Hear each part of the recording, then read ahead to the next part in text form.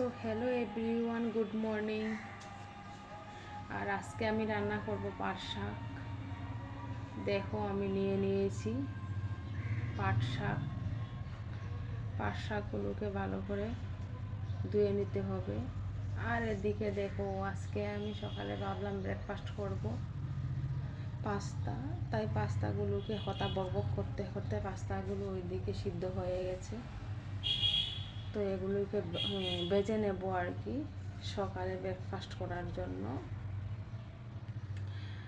আর এদিকে আমি পাট শাকগুলোকে ভালো করে ধুয়ে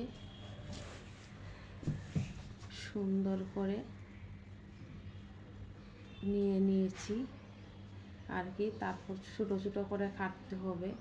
যত ছোটো ছোটো করে কাটবো তত কিন্তু খেতে দারুণ লাগবে।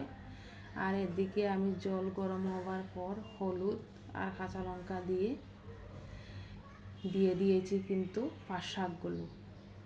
এখানে আমি কোনো রকমের অয়েল ইউজ করিনি। আর নামানোর আগে শুধু রসুন দিতে হবে। রসুন দিলে টেস্টটা খুবই ভালো আসে আর কি।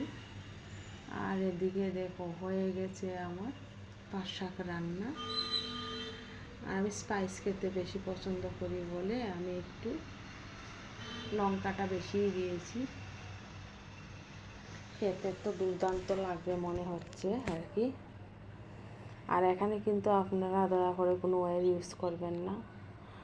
আর এদিকে ভেজে নিয়েছি পাস্তাগুলো, এখন ব্রেকফাস্ট করব আর কি।